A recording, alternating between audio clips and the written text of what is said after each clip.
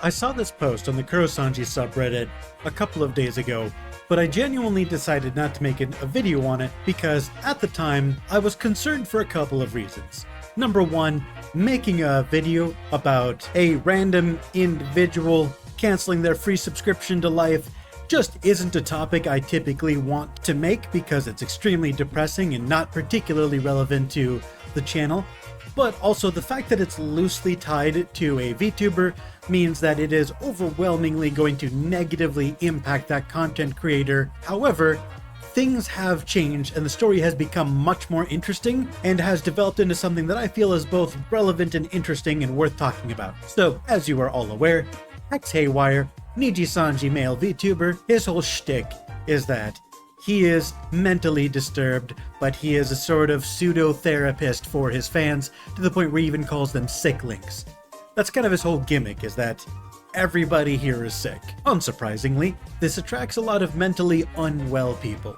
And I think there's a conversation to be had about whether or not a content creator catering to a space with a lot of mental health issues is a good thing because it gives them a space to express their depression and their emotions, or if it's an inherently negative thing because people with depression and mental health issues congregating around someone who is effectively just an anime boy who plays video games is dangerous, unhealthy, and it means that they're being exploited and squeezed for cash by someone who doesn't actually care about them. I think that's a valid conversation, but it's not one I'm going to have here because I don't have an answer. Feel free to argue amongst yourselves which is which. Now, apparently one of these sicklings was a woman who goes by the username Denise Manami, and she effectively posted a note, and I would very much like to keep this video monetized, so I'm not going to say the big S on this video, but suffice it to say, they posted a note on Twitter where they were talking about canceling their free subscription to Life. They specifically named someone by the name of Diano. They referenced doxing, insults, death threats. Apparently someone sent them a dick pic. Suffice it to say, they feel like they were being cyberbullied and they couldn't take it anymore. And before we continue and we get to the plot twist, I would like to say if you're getting harassed online, I 100% empathize with you and agree that that's a terrible thing to happen. But if the internet is ever negatively impacting your mental health, there is no two ways about it. There's no sugarcoating it. There's no mincing of words you need to get off the internet. The internet is meant to be a source of education and entertainment, and if it's no longer that, you need to pull the plug immediately. The internet is objectively, scientifically, irrefutably an addiction.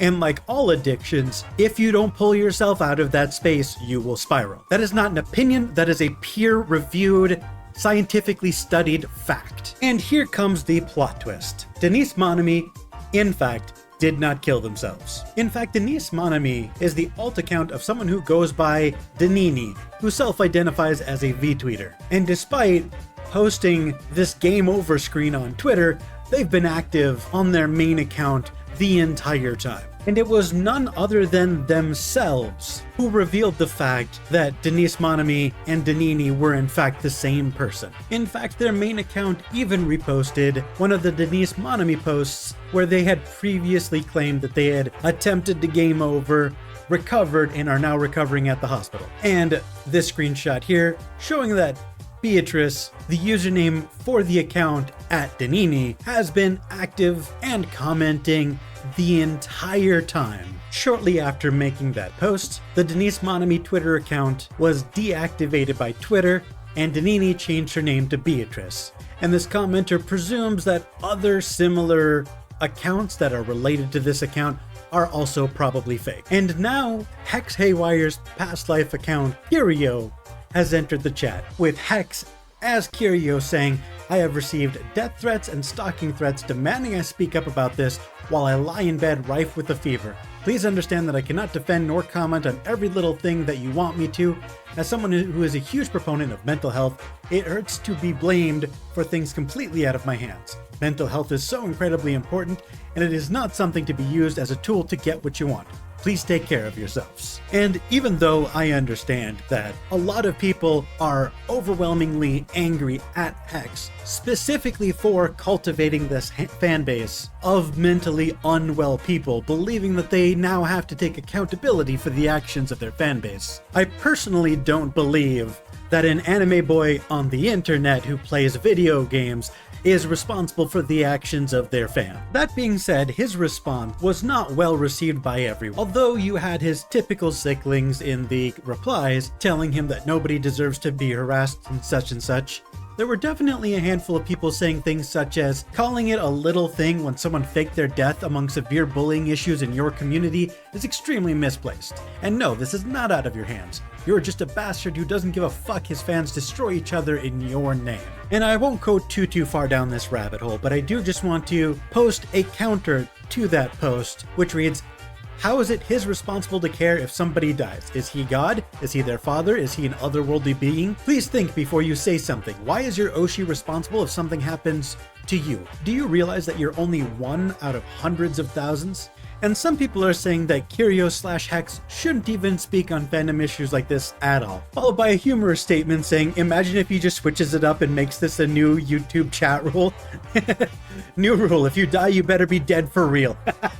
And the last part of the saga I will cover is the comment from Beatrice/Bibobo/Denise Monami/Denini/ entirely too many usernames to keep track of. They say, yes, I am Denise Monami, I won't deny that. Yes, I indeed attempted and I'm in the hospital recovering.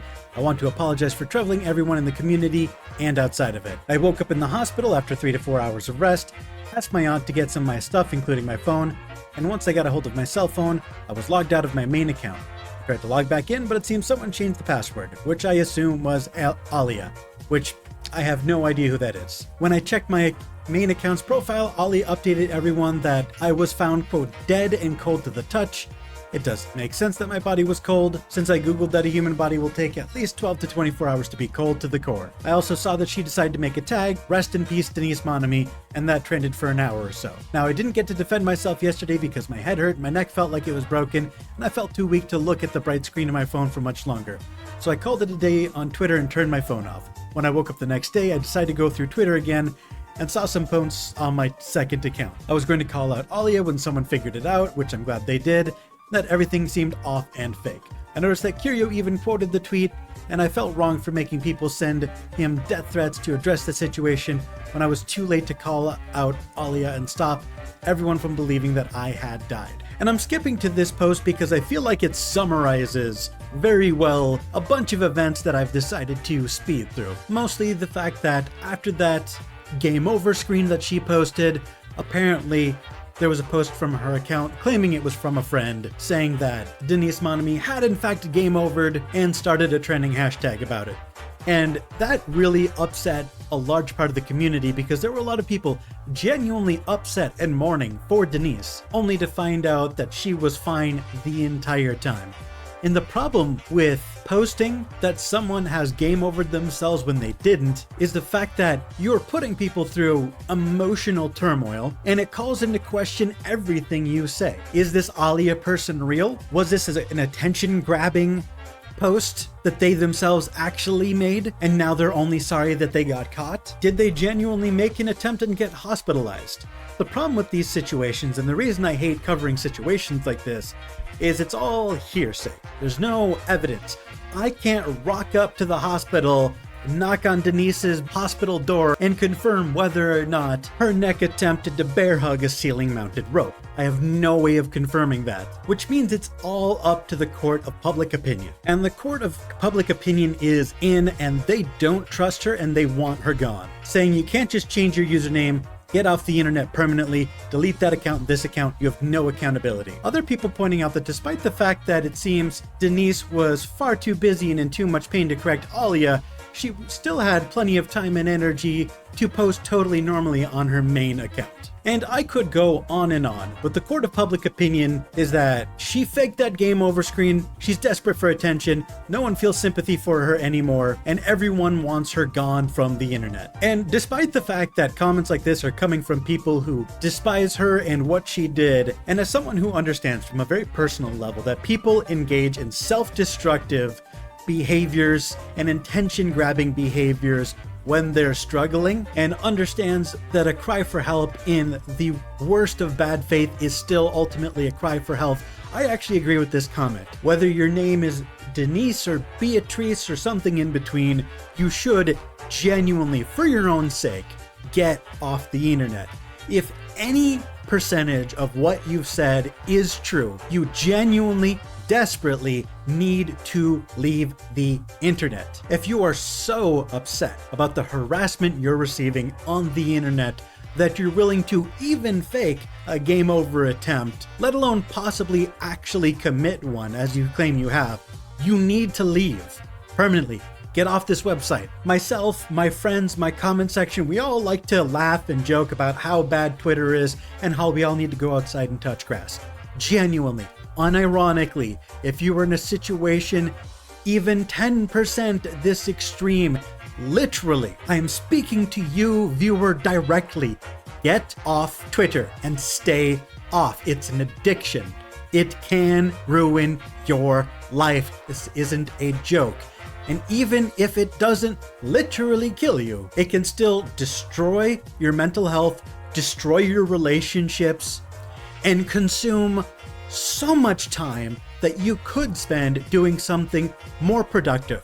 Or hell, doing something that's not productive but at least more fulfilling and entertaining and positive. And I'll even extend that to my own videos. If watching my videos makes you angry and depressed, fuck my views, stop watching. Genuinely. If watching the news, be it real news, VTuber news, or anything in between, if it is causing you to be depressed and angry, leave. My views aren't worth your mental health, leave. So, to summarize my opinion, even if every single syllable Denise/Beatrice has said up to this point is a complete and total fabrication, my advice remains the same, leave.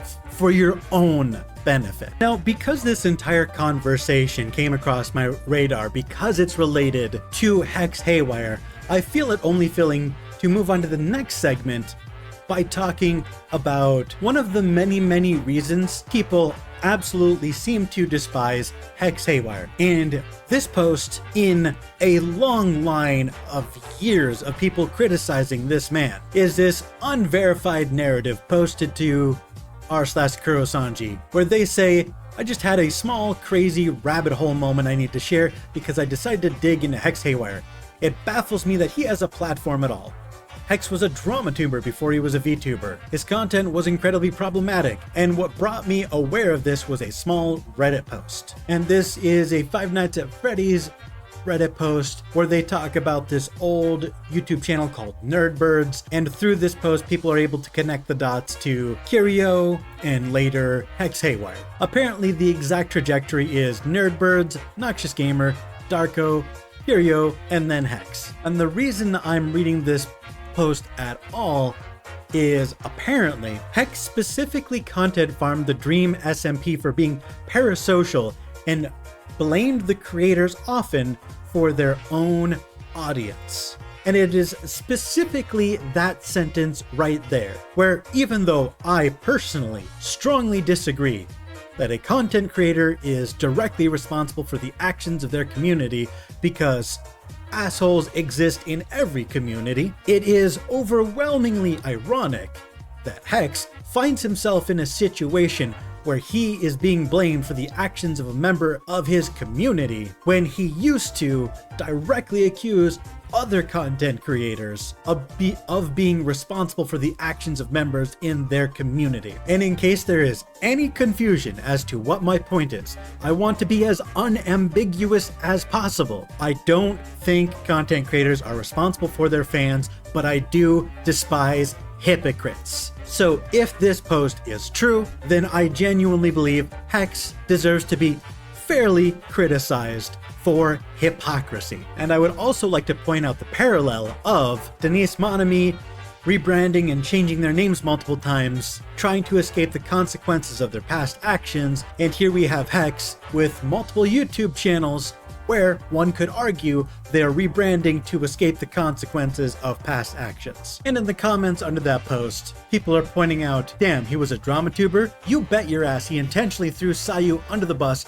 because clout is all that psychopath cares about, clearly. I'll end this segment by saying this. I don't hate Hex nearly as much as the rest of the internet seems to, but I will say unambiguously, he's playing a very dangerous game that's been rife with issues from the very beginning. Cultivating a parasocial fan base by constantly engaging in boyfriend ASMR. Intentionally cultivating a fan base of mentally ill people. Claiming you bear no responsibility for the actions of the fan base that you've cultivated when previously that was something you've directly criticized others for. This is a series of behaviors that leads to no outcomes that are positive. Now, although if I were personally in Hex's position, I would acknowledge the situation I find myself in, and I would try to make a change, either by changing the content on my main channel and just focusing on being an anime boy playing video games on the internet, or possibly graduating, returning to being an indie,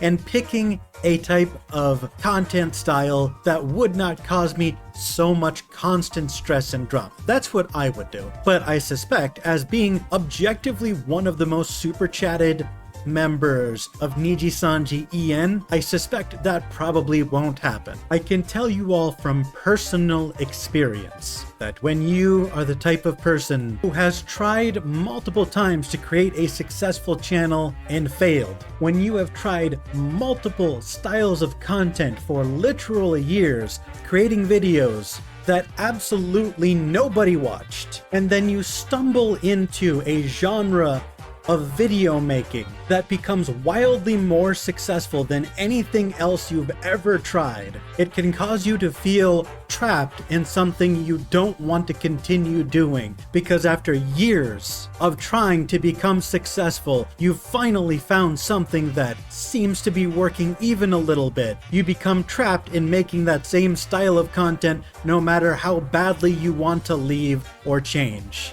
But hey, that's just a hypothesis on why he might not be willing to change his behavior content style. Anyway, moving right along, Dokibird has apparently had her creator code for Fortnite disabled. She asked them why her Fortnite creator code was disabled, and they just gave her an automated reply saying that she broke terms of service and that they won't elaborate. She presumes that she might have gotten mass reported. I feel bad for Doki. Things have been rough for her lately, and this is just one more negative thing to pile on top. And it also sucks for the fans, who have been using that creator code on Fortnite for a while, and now the money they spent isn't going to be going to her anymore. The next thing I want to talk about is apparently all of the first-gen talents of First Stage Production JP is leaving the agency on August 31st. Apparently, they're a VTuber agency managed by Reality Studios, which also manages Specialized, Bebop Project, and Arcane Music. To put it briefly, on March 9th, Akezaku Machi,